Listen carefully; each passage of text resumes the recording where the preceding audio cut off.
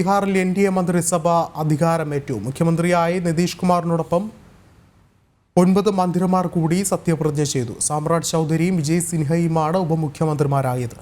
BJP ദേശീയ അധ്യക്ഷൻ JP Nadda അടക്കമുള്ള പ്രമുഖർ സത്യപ്രതിജ്ഞാ ചടങ്ങിൽ പങ്കെടുത്തു.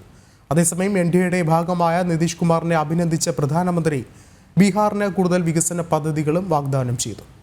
കൂടുതൽ വിവരങ്ങളുമായി ഗൗതം അനന്തനാരായണൻ ചേർന്നുണ്ട്. ഗൗതം, എന്ത് തന്നെയായാലും വരാനിരിക്കുന്ന ലോക്സഭാ തെരഞ്ഞെടുപ്പിന് കൂടുതൽ കരുത്ത് പകരുകയാണ് NDAക്ക്, അങ്ങനെയല്ലേ കരുതേണ്ടത്? വിഷ്ണു, അല്പസമയം മുമ്പ് ബീഹാർ തലസ്ഥാനമായ പട്നയിലാണ് സത്യപ്രതിജ്ഞാ ചടങ്ങ് നടന്നത്. 9ാം തവണ ബീഹാർ മുഖ്യമന്ത്രിയായി നിതീഷ് കുമാർ സത്യവാചകം ചൊല്ലി അധികാരമേറ്റിരിക്കുന്നു. ഉപമുഖ്യമന്ത്രിമാരായി BJPയുടെ 2 നേതാക്കൾ വിജയ് സിൻഹയും അതോടൊപ്പം തന്നെ സാമ്രാട്ട് ചൗധരി എന്നീ 2 പേരാണ് ഉപമുഖ്യമന്ത്രിമാരായി ചുമതലയേറ്റിട്ടുള്ളത്. ഇവരെ കൂടാതെ 6 മന്ത്രിമാരും ഇന്നിപ്പോൾ സത്യപ്രതിജ്ഞ ചെയ്തവരിൽ ഉൾപ്പെടുന്നു.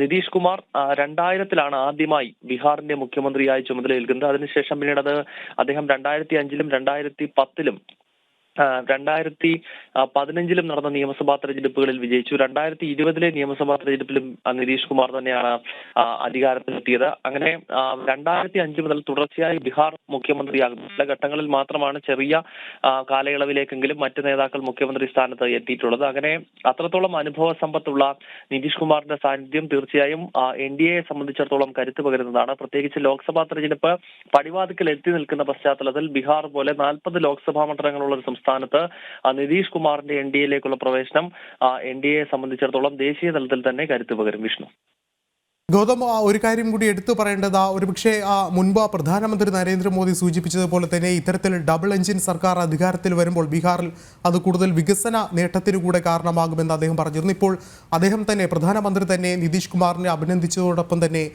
ബീഹാറിലേക്ക് കൂടുതൽ വികസന പദ്ധതികൾ കൂടി വാഗ്ദാനം ചെയ്യുകയാണ്. എങ്ങനെ നോക്കിക്കാണാം?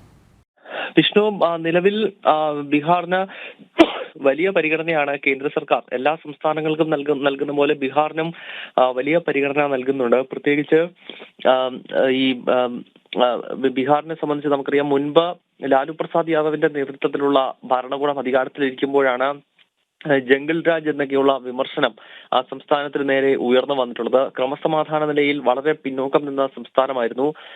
ഒപ്പം വികസന കാര്യങ്ങളിലും രാജ്യത്ത് തന്നെ ഏറ്റവും പിന്നോക്കം നിൽക്കുന്ന ഒരു സംസ്ഥാനമായിരുന്നു ബീഹാർ. പക്ഷേ അതിൽ ഒരു മാറ്റം വരുത്താൻ കഴിഞ്ഞ വ്യക്തിയാണ് നിതീഷ് കുമാർ എന്ന കാര്യത്തിൽ സംശയമില്ല. നിതീഷ് ആദ്യമായി 2000-ൽ മുഖ്യമന്ത്രി സ്ഥാനത്തെത്തി 7 ദിവസം മാത്രമേ ആ കസേരയിൽ ഇരുന്നുള്ളൂ. അദ്ദേഹത്തിന് ഭൂരിപക്ഷം തെളിയിക്കാൻ കഴിഞ്ഞില്ല. പിന്നീട് 2005 മുതൽ നിതീഷ് ഓരോ തവണയും NDA സഖ്യത്തിന്റെ ഭാഗമായി വിജയിച്ചു കഴിയുമ്പോൾ കൃത്യമായി വികസന പ്രവർത്തനങ്ങൾ നടപ്പാക്കാൻ നിതീഷ് കുമാറിന് സാധിച്ചിരുന്നു. മാത്രമല്ല, ദേശീയ തലത്തിലുള്ള നരേന്ദ്രമോദി സർക്കാരും ബീഹാറിന് വലിയ പരിഗണന വർഷങ്ങളായി തന്നെ നൽകി വരുന്നുണ്ട്. അതിനാൽ ഡബിൾ എഞ്ചിൻ സർക്കാരിന്റെ കരുത്ത് ബീഹാറിലും NDA, ദേശീയ തലത്തിലും NDA സർക്കാർ ആകുമ്പോൾ സ്വാഭാവികമായും ഡബിൾ എഞ്ചിൻ സർക്കാരിന്റെ കരുത്ത് ബീഹാറിലെ വികസന കാര്യങ്ങളിൽ ഉണ്ടാകും. അക്കാര്യമാണ് പ്രധാനമന്ത്രി നരേന്ദ്രമോദിയും ഇന്ന് ചൂണ്ടിക്കാണിച്ചത്.